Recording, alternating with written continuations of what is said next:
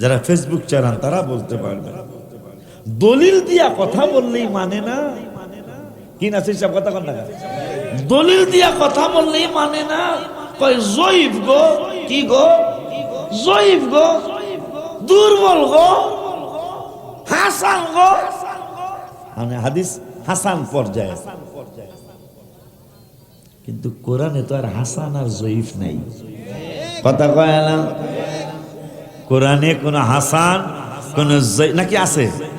দুর্বল কোন আয়াত আসেনি কোরআনে? কোন চান্দুর বাপ যদি এই চিন্তা করেন এই আয়াতরা আল্লাহ কেন নাজিল করলো, ইমানে গন্ডগোল, কোন সন্দেহ।